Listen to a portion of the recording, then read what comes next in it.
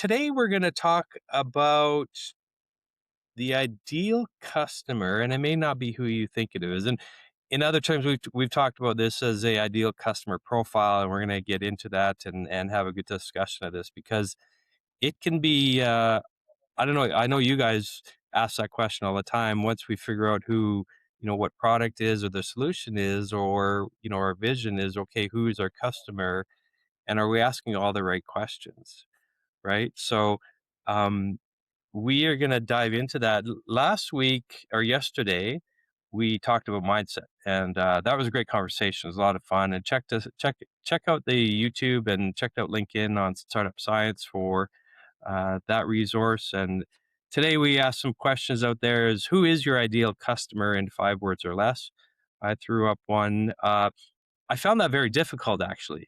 How do we define that well? Because when I ask that question to others, it's usually is drones on for some time, and or it's so general. It's like, well, everybody is my customer, and that can't be the case, right? Not if you're going to build and drive business, right? One of the questions that kind of came up was, think about the founder version of yourself a year ago, and what did that person believe about their ideal customer that we now know was wrong, right? And that's kind of the question that we're going to look at, because one of the things that happens is when we ask that question about who your ideal customer is it's really not who you want your customer to be, and not who your product was designed for you or for them in your head, right? But who actually buys it. And that can be somewhat of a challenge, right? And so I think a lot of business owners, a lot of founders make their ideal customer assumption. We'll talk a lot more about assumptions in the first week of kind of building their business, right? Building their product, building their solution. Uh, they write it down, maybe they build that persona, and then they try to spend the next 12 months validating that, right? Uh, Without realizing, in a sense, that looking for confirmation of what they already believe and not discovering what's actually true, right? So assumptions and belief of this, and then, but they haven't done the testing or whatever to go, is this my ideal customers, and have I done this right? Um, when we look at the startup life cycle and the work that Gregory has done, Gregory Shepard, around that startup life cycle, he talked about that in terms of that includes defining that ideal customer profile and your ideal buyer profile, right? And they're not the same thing. So the person who uses your product and the person who signs the checks can be entirely different people. Um, Most founders only build for one of them, and that is part of the challenge, right? So when we kind of unpack this ICP assumption with the founder, Colin, what's the most common gap that you find? What have you seen in this ICP world for founders?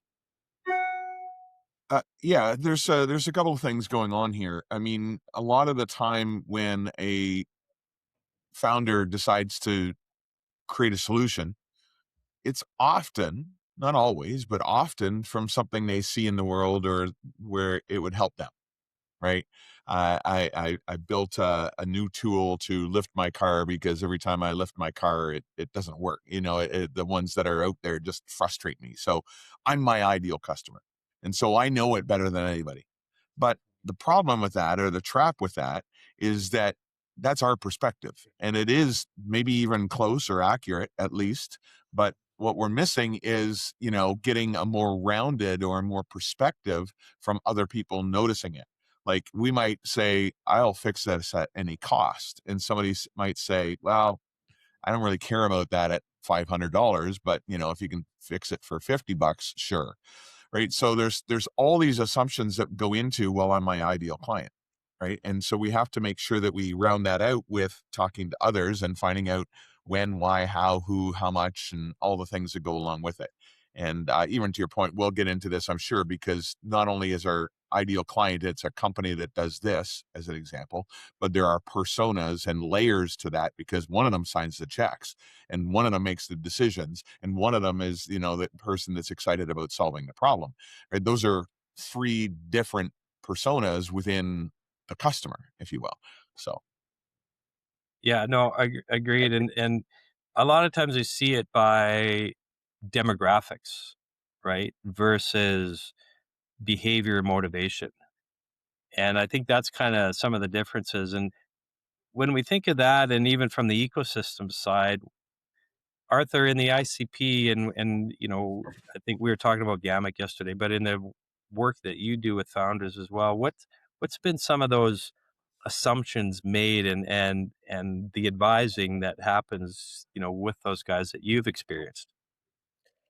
Well, I think first, the Colin's point, I think they think because they figured out and it makes sense to them, this is a great product, everybody's going to embrace it. But especially when you look at Gamic, that is a complex beast because you're dealing with automotive and mobility, and the decision making of OEMs and tier ones can be in the years, right? So you have to really understand, what product you're selling, who the problem, whose problem are you solving, and who to talk to in the organization in order to get the next meeting and get them to bring it up the chain, because it's never going to be like, hey, I'm having a meeting and you're going to get a decision. But I mean, even in taking it back to a more like practical example of like some of the work we're doing with petite homes, right? Like we had the assumptions. I had the false assumption, when we first said, oh, we're building these prefab modular homes. My first customer is going to be real estate investors. Makes sense, right? They want better return on their ROI, but they didn't care about having a really great, beautiful, backyard home ADU. They wanted to make the most return on investment, right? So we're not necessarily their ideal choice. And then speaking to customers and having the discovery calls, more and more of them, we realize, oh, okay, it's people downsizing who want to stay in the same neighborhood, or it's people who are trying to support their adult children have their first home. So those are our customers. And ultimately, to Colin's point again, and your point, Chris, it was somebody else signing the check. Usually, it was obviously the parent signing in the young adults case, and you know a combination of for the retirees. So it's because it could be sometimes their kids, sometimes them. So it takes time. It takes a lot of discovery, a lot of conversations, and you have to be open to it. And specifically with in the Gamic world, you have to pay attention to what your potential customers are saying, because if you don't understand the right narrative, you're never going to get in. So you can spend years just wasting your time. Yeah, and those ideas of who buys versus who uses, uh, they can be completely different, right? And so, that ICP and defining that there's a couple of things to really dive into. And again, there are a lot of assumptions that we made. I had a client of mine that works in the home care space, and she was advertising in uh, seniors residents and senior groups and things like that. One of the things I started to ask her about, while those are the users of some of these things, are they the ones paying and making decisions about that? And through some investigation and talking through it's usually the children of the parent that is making a decision, or is looking at the service, or even paying for it. And it changed how she was actually then going to market, and she started to connect with those folks, not the home care that required home care people, right? And it was quite interesting, but she was, well, these are the people who use it, not necessarily the people that she need to sell to, right? Right. So there is a lot of these assumptions that go out there, right? And if we're not careful with, they can kill our startups, right? It's I think one of the first ones I hear, and I've heard that, and I'm sure you guys have heard, is, initially it's like, well, everyone's my customer. I've heard this too many times, and I'm just like, no, they're not. And now, where do we ask the questions, right? Um, y- Maybe your customer is everyone, but your marketing budget isn't infinite, and you can't position that to everyone, right? Um, the narrow kind of the ICP that we've seen, right? The more narrower that we can get, the stronger the signal, the faster we can find who that ICP is, right? So, Colin, when you've heard that in the past, what have you said, right? Our product works for everyone. It doesn't really fly, right? What have you said? Yeah, there's a lot of things going on in that, right? Like, I mean, I think one of the things that I found really useful for me is actually really being introspective on the way that I buy. Right? Like, I'll give you an example, right? If we walk into, we're in the grocery store line and we're buying, something that if we forgot bread or whatever, and we had to do that. We're waiting in the grocery store line and there's a chocolate bar there. I love chocolate. So my influencer little personality is going, hey, look, chocolate. And then my pocketbook goes, oh, look, it's on sale for $1 today. Remember when they were like 25 cents? They're on for $1 today instead of $2.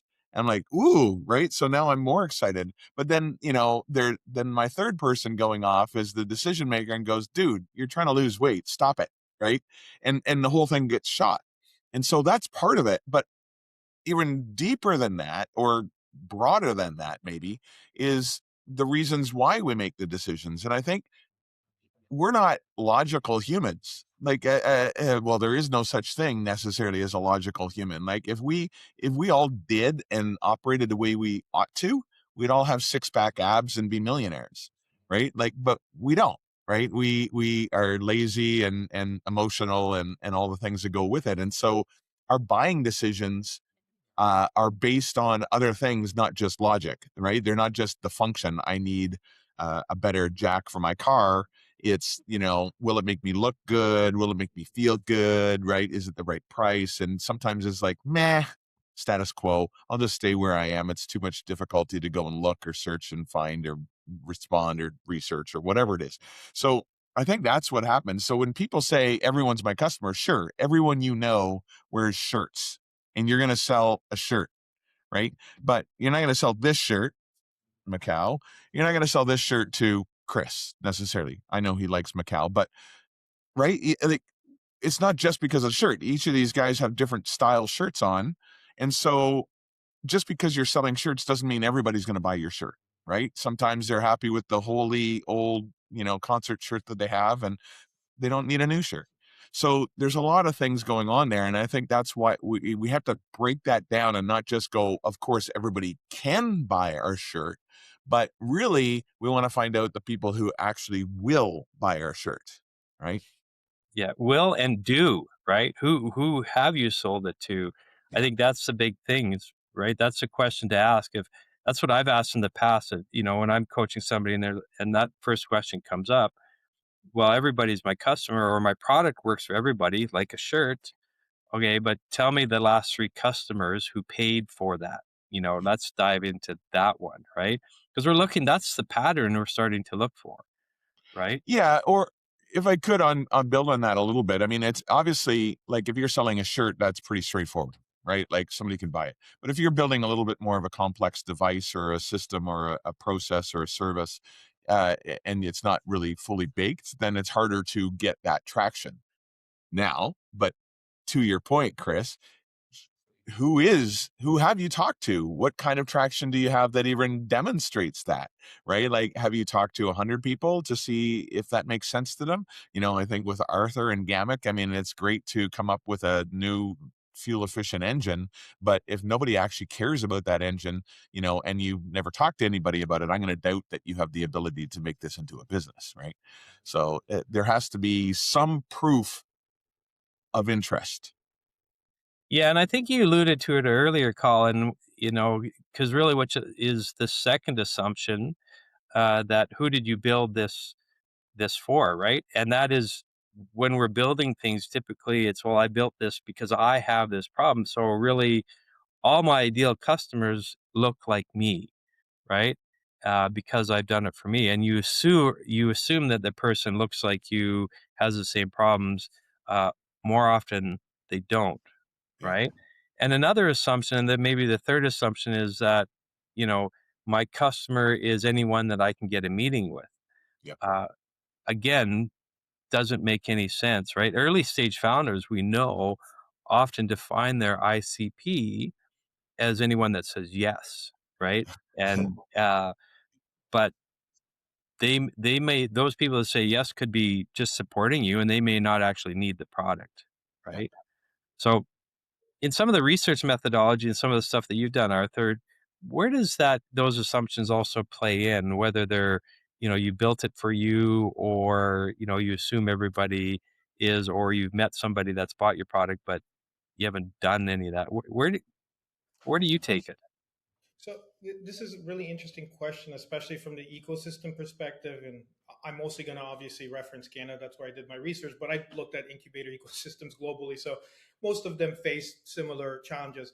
I think the people that work there are really great people and they want startups to succeed, but they don't necessarily have the expertise to ask the right questions or guide them in the right direction. So you get a lot of cheerleading, right? Awesome, great product. This is fantastic. Apply for funding. And then you get funding, you get some government funding, and you're like, oh shit, this is great. But nobody rarely tells you, go get a customer and get somebody to pay for this.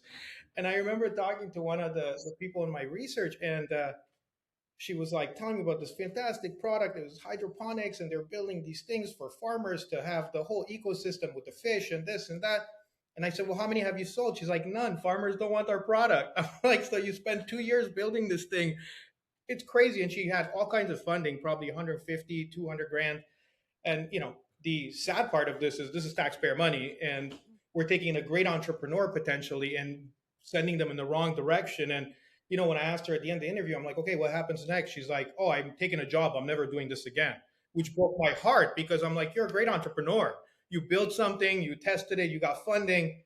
It just nobody questioned you early enough in the process to say, hey, hold on a second. Have you talked to any of these potential customers that you haven't identified the real one? Who's going to need this, pay for this, and promote you. So yeah, it's quite an interesting piece of the puzzle. I have another little fun example of that. Actually, just happened the other night. A very dear friend of mine uh, and mentor referred a early stage entrepreneur to me, and so we sat down, and she's working full time in a job, and she's got this really cool idea, and it sounds really really cool, and so uh, it's for women. I'll say that. I'm not going to say anything about the product, but what was really funny is, yeah, she says, I was talking to the guy and he was telling me this is just a really great idea. And then she goes on and explains what it is and goes through all this stuff. And I'm loving it. Like, I'm just excited about what it is that she's doing. And then afterwards I'm talking about it. So just so you know, like, I don't care how great that guy is, he's not your customer. So whether he says it's a great idea or not doesn't really matter. I can tell you it's the best idea ever too, but I'm not your target audience.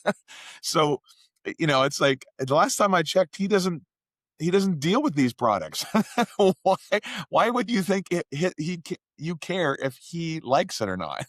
Right? I mean, we can get the perception that, if it does this for this type of a person, that seems to make sense, but we need to go and prove it, right? And we need to go and actually get that feedback loop outside of just us.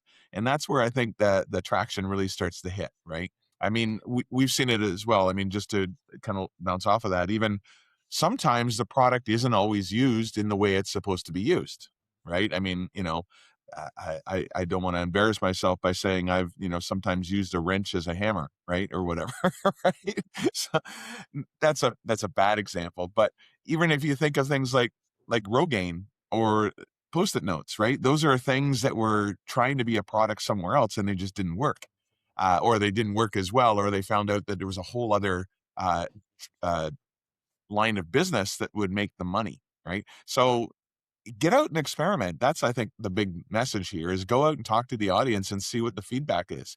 And you'll find out a lot early on, and it's a lot easier to shape and bend things early on than it is to shape it later on, right? Yeah, and I think part of the challenge, and maybe this is where we can, pivot in some senses, that we know we've heard the challenges. We've seen so many examples of founders getting this wrong. So how do they get it right? And you're alluding to around the product, and I've used a wrench as a hammer because that's at the time that's was handy, right? I get it. But I think one of the interesting things, and one of the frameworks that we do talk about in the Founders Academy and in the work that we do with founders is this concept of the jobs to be done, right? Do you want to explain the framework a bit, Colin? Because that also helps when we start to come back to identifying our ICP. But I A always found hundred this framework quite interesting in w- how we do this in the jobs to be done framework. So why don't you take us through that a bit? Yeah. Well, I mean, okay. So one of the things about Founders Academy and a lot of the work I do, I don't have any real proprietary names for things, right?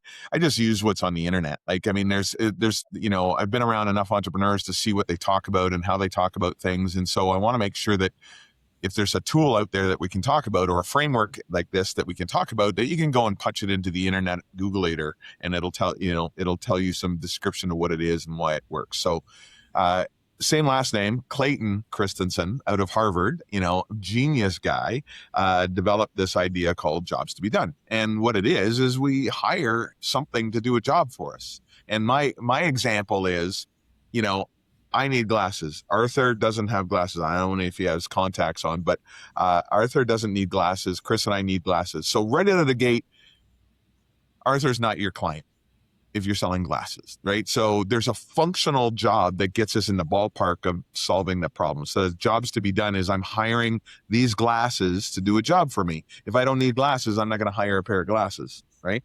And then we fire the glasses if they're not doing the right job for us. So, but there's three parts to jobs to be done, which is functional, social, and emotional. And the functional part is the glasses. Like I said, if we don't need glasses, I don't need them. Socially, it says something about me when I buy these to you about me, right? So in this case, I could have big Elton John glasses. I could have a monocle. I could have little John Lennon glasses. That will say something to you about me. That's the social aspect of the purchase, the job that I'm hiring them to do. And then there's also the emotional side of the job to be done, which is how I feel about myself. When I look in the mirror, I can say, dude, you're a good looking, smart guy.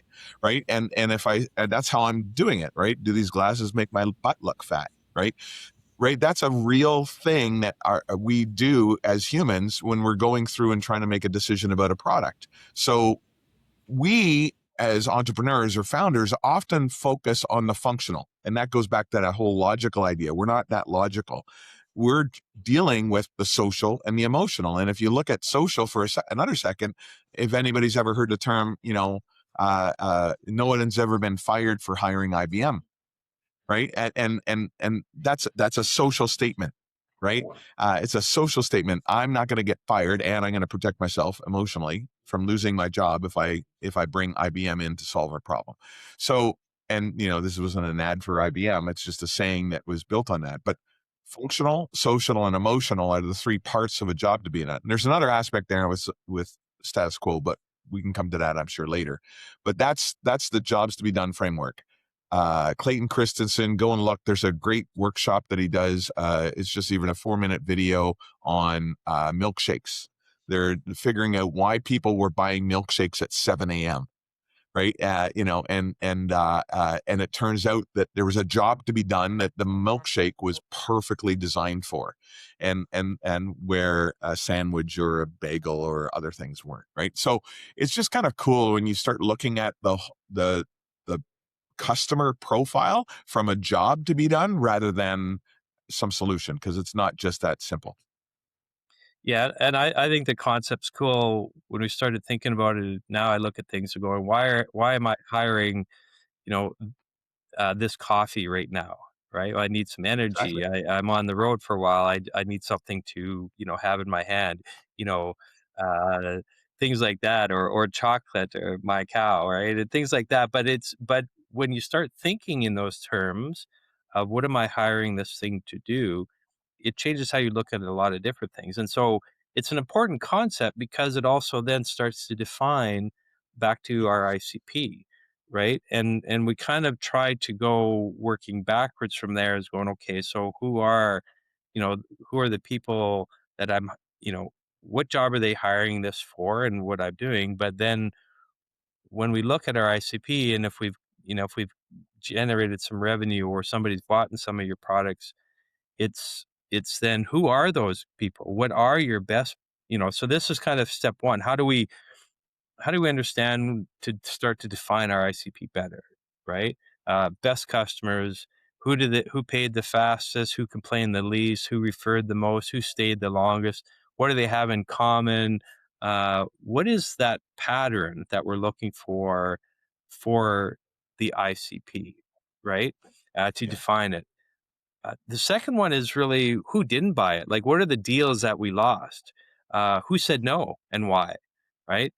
If the same objection comes from the same types of buyers, and now you're starting to build out the boundaries of what your ICP is. It's as good to know who not to as much as it is who does or does buy your product, right? Very 'Cause true. we're really trying to wedge into that real specific ICP, and those are one of the tests, right?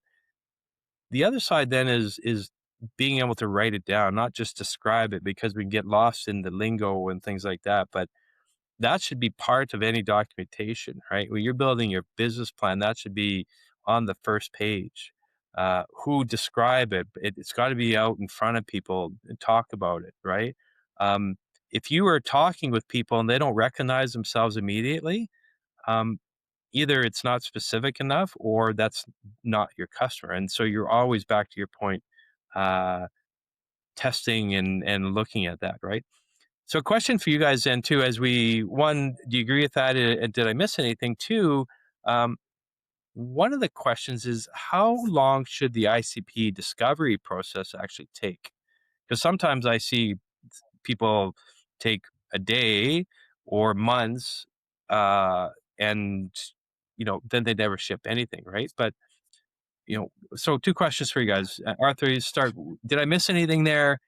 And how long should that process take?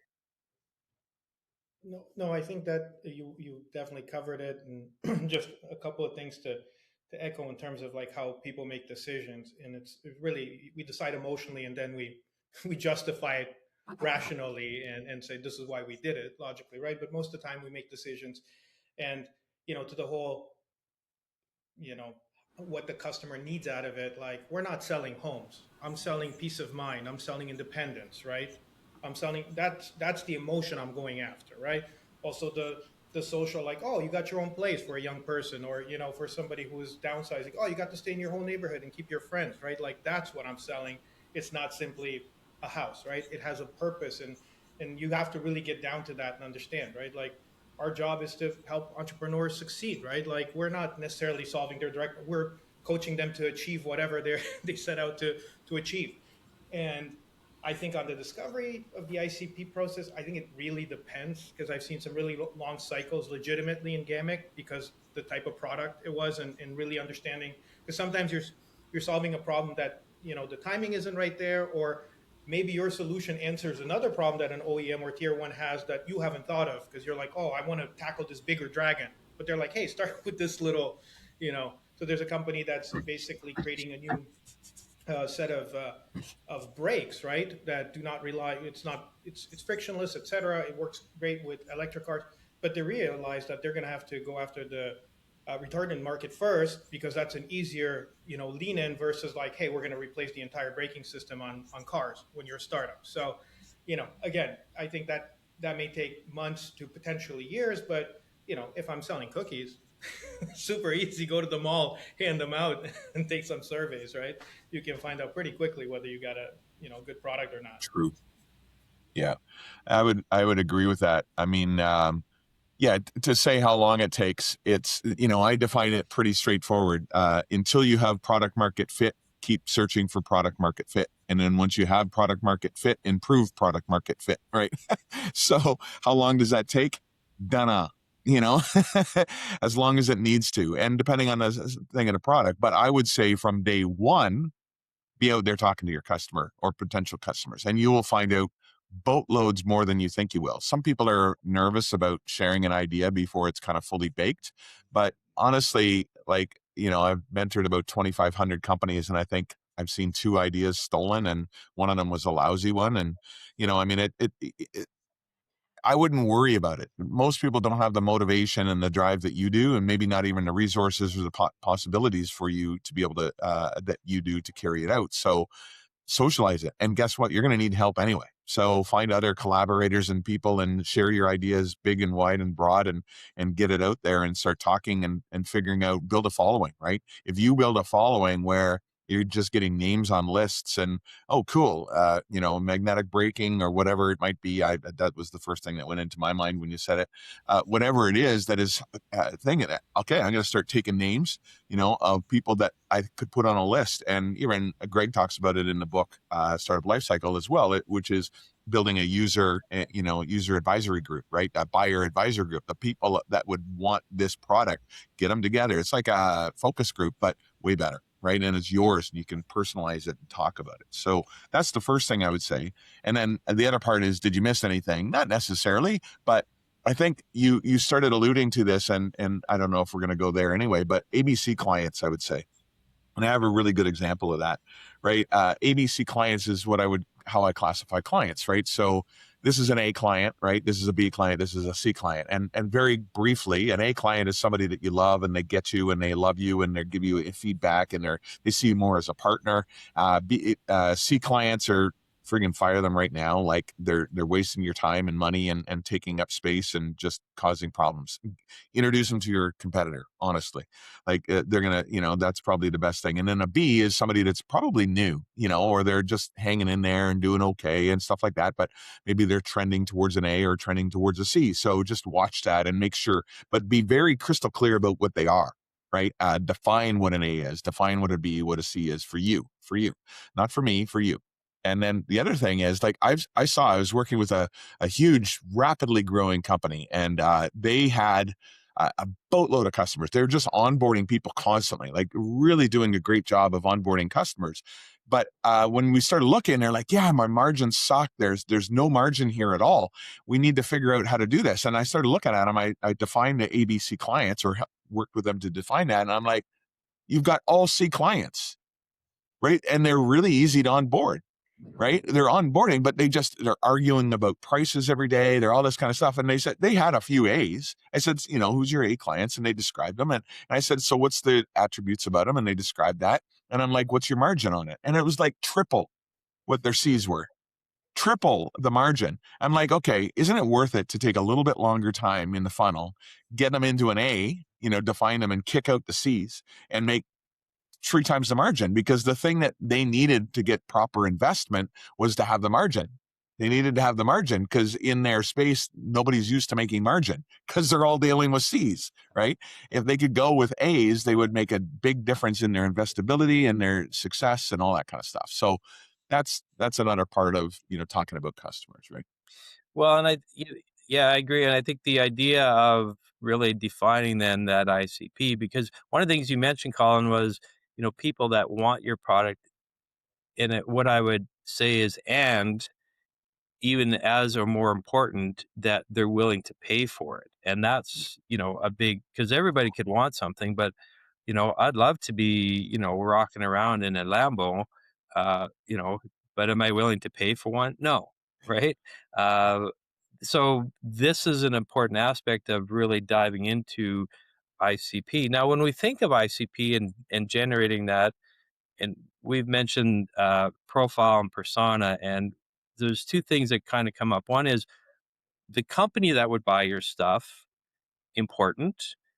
And then the critical piece is also, and why you need both of these, is who in that company is going to be the decision maker. That becomes that profile persona, that person that you're going to connect with, right? And the more detailed that we can become in that, this is where the testing piece, where it takes time, is so critical. And Arthur, when we look at the ICP side of that, like how much detail have you seen, people go into? Like what's important to know? Because you could call out a role, but what are the other things that you should really be investigating or know about that persona or person specifically? Well, I think there's a couple of things. It's understanding like who is ultimately like signing the check and who might put a stop to this because they fear whatever you're bringing in, it could be like something that may be detrimental to their job or replace them or be perceived that way, right? So if you're bringing a SaaS solution to a company, you have to understand that if you're dealing with the administrator who I'm selling them this great product that's going to reduce staff hours and admin work, well, maybe she's not going to forward it to her boss who's signing the check, even though technically could make her job much easier. So I think it's really, really important to really hone in on like, okay, who's this product solving the problem for, but ultimately who's signing the check, especially if you're dealing with a larger organization. So that's typically with Gamut, right? It's really, really important to identify both of those.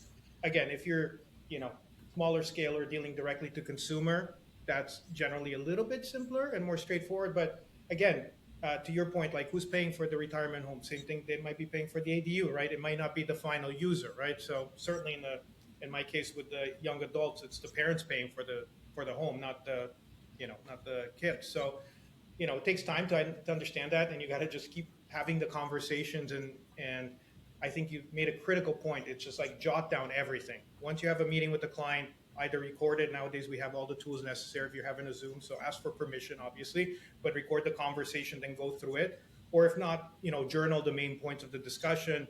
What were some of the barriers, what were some of the concerns, and they're real. Even they're real for them, then they're real for you. So make sure you take them into account. Oh, that when I talk to founders, like that doesn't matter. I'm like, if they said it matters, it probably does. So they're the ones who decide, not you. So Yeah, and I think the more specific that we can get, at least starting out, we can always, if we get very narrow and specific at the beginning, we can always, move up, if you 100%. will. Right. Some of the best ICP discussions I've had when somebody came back and says, ideal and who I want to connect with, because now I think of how do you support referral partners? How do you tell somebody else out there that here's the connection I'd love to get from you, right? That they're female, 25 to 45. They run a business that is between 1 million and 2 million, and they're in this industry, and right? Like, if we can really get to those specifics, now we can start to visualize that person in our mind, That's right? right. Because if we say, well, it's any business owner, I know 1,000 business owners, right? I can't help you yet, right? Yeah. So does that resonate? Like, do you guys Yeah. agree getting more specific and then building up from there, or what? Yeah, I mean, I classify what you're talking about there, and you're exactly right, Chris. Like, I'm not going to take away from it. I'm going to build on it, because we often talk about, demographics, and a lot of what you said right there is demographics. And you could add to that, and this is the problem they're struggling with right now. They can't get their invoices paid on time or whatever. Okay, so that's good. That's good demographics right there. And then we talk about psychographics. How do they think? And we don't always understand what that means, but I'm going to give you an example of that. And it's in the jobs to be done framework, because what we're trying to get them to do is, once we have this demographic, this person, this persona that we're trying to deal with, whether it's a company or a person, but let's even take it right down to the person, because there's always every persona, even within an organization or even personally as a consumer, we have these different things firing off. Like I said, with the chocolate bar, right? I like chocolate. It's a good sale right now, but I'm not buying it because I'm on a diet or whatever. So those three things personally are going on, but in a company, it's often three different people, and then they have their own complexities. But here's where the rubber really hits the road on psychographics. In the jobs to be done framework, we're asking them to take their old way and change to a new way, right? There's an old way of doing something and a new way of doing something. And if it's a 25-year-old, 40-year-old woman that runs a company in this industry with this kind of thing, it's like, okay, she's struggling with this problem, but this is the problem that she has right now, and this is how she's dealing with it. And there's a new way of dealing with it that we're going to propose.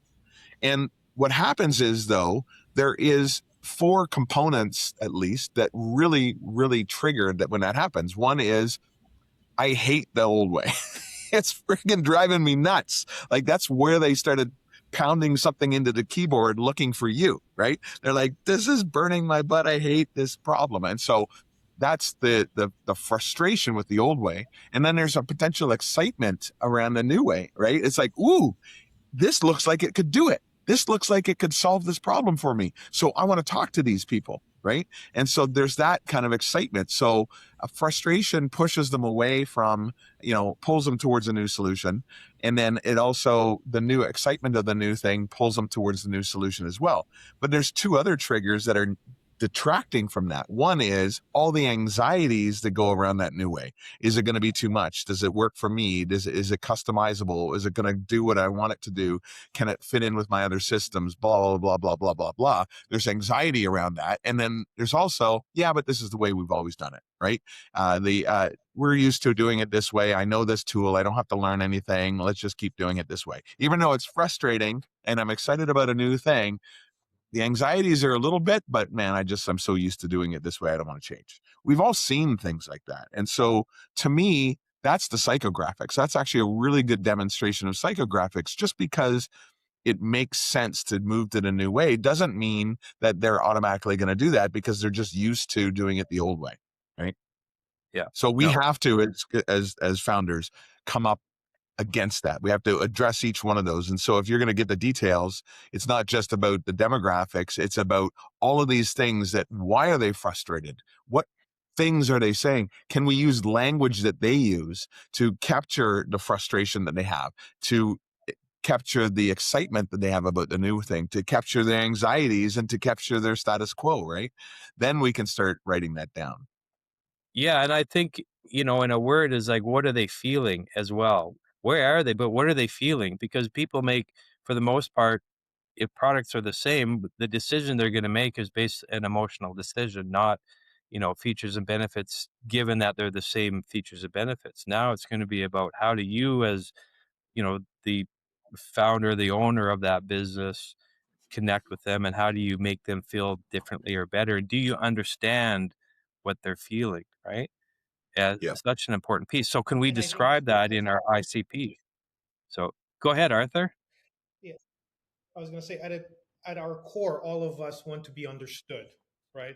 Like I want you to understand my needs if I'm coming looking for a product. And the more we as the founders and the operators who are creating these products and services, the better we understand, the better we describe that. And if we can deal with the anxiety in our verbiage before we even talk to them, right? And our communications to them, it makes it a lot easier, because I think Greg's point was like, usually your number one competitor is the status quo, right? So it's Yeah. the one thing to have Yeah. to be looking for a new, solution for your problem, but the pain point has to be dramatic for them to just move on their own. They're always going to be that little bit of inertia. So the more you can understand them and make the path easy, right? The quickest way to get them to sign, right?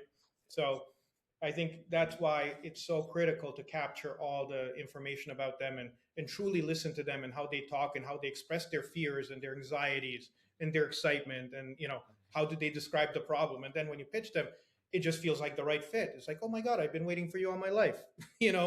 But it's because you did the work up Yeah. front. So It's the language. Yeah. yeah. Yeah, and The then, other, ultimately, this is such an important piece of when we look at the 7 stages, right? We're still in stage 2 here, right? We talked vision, mindset.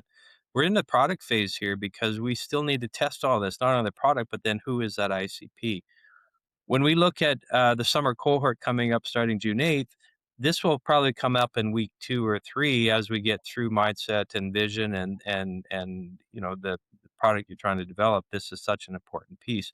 We've seen that people get it wrong too often, and back to where, if we will, founders start to drift, where businesses start to look at, changing, or, in year 3 or 4, when they're starting to become failures in that sense, because there's a high percentage that do. It's these things that weren't right at the beginning, right? And so they've locked in, and they haven't been able to pivot away because they haven't actually truly got the right persona, the right ICP built in the system, yeah. right? So So it goes back to, I mean, there's a stat, we, some of it, the 90% failure, whatever, but the CB Insights one is a lot that comes up. And even, Greg talks about this in the books and on his podcasts and stuff like that. We know that the stat that has been pretty continuous is that 42% of businesses build something that nobody wants. Right. yeah, So the 42%, that's almost half. And the question becomes, it's not about that. That's a stat, cool stat, bro. good luck, have fun. I hope it works out for you. But the question becomes, well, why? And the answer is what we're talking about. So half the time people are building something without any outside perspective. They're building it internally. They're building what they want. They're building their methodology, their idea, their solution, and not getting that feedback loop going early. And that's why you get, nobody wanted it. I've seen it all the time. Like, that's one of the most common things, especially the developers and the engineers. Love them, but they're the ones that have the means and the capability to do it. So they build it. And then you're like, for who? And they're like, well, everybody, right? Taking us full circle back to the beginning of our conversation. So, Yeah. Well, Awesome, I guys. remember. Go Sorry. ahead, Arthur. I was just gonna say, we bought a computer, me and my best friend, for my dad one time, and we got it home and we opened it up and it had this crazy keyboard with all these different additions, and we're like, we returned it literally within the hour. We're like, the guy who designed it for himself, who knew all the shortcuts, and it made no sense to the rest of us. And it's like, totally. But that was like a Samsung or whatever. So it happens at every stage. But clearly the wrong person was designing it, and they probably discontinued that. But I'm sorry for cutting it. But it just made me laugh when I was thinking about that. We're like, no. Yeah. Not the ICP. Good. All right, guys. Well, next week we're going to talk on Wednesday. We're going to talk a little bit more then on the simple pitch, that rules them all type of thing. And again, I love all of our topics. We're building on something here, right? You get your ICP.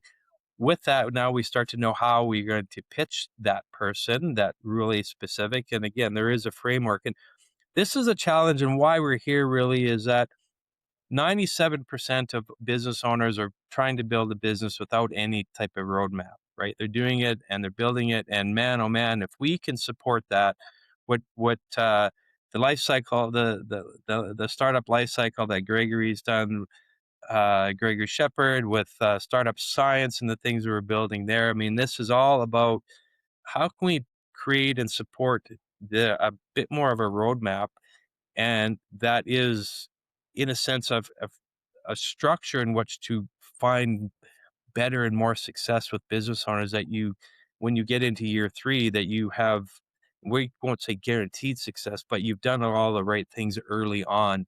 And that's where things, again, failure doesn't happen, feels like it happens like that, businesses, right?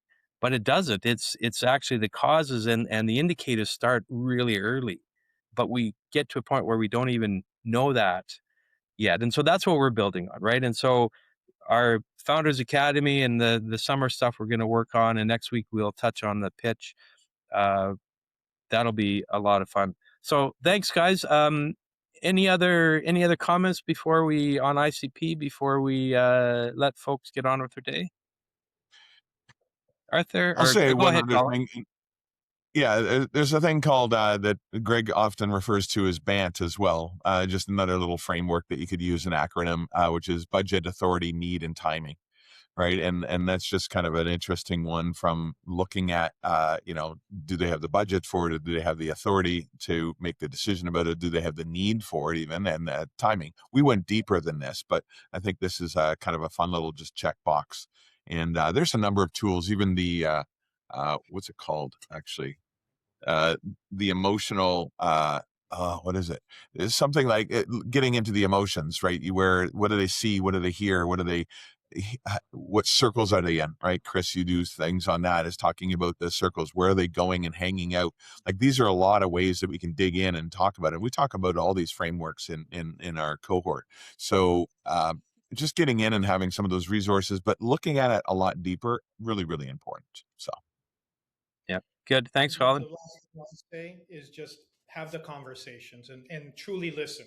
Like, I think that's the most, like, have that as your, part of your persona. Be that person, be curious, be that founder who really wants to find out, not what they want to hear, what your potential customer has to say, because it'll make you a much better entrepreneur. All right. Well, thanks, guys. Great conversation again.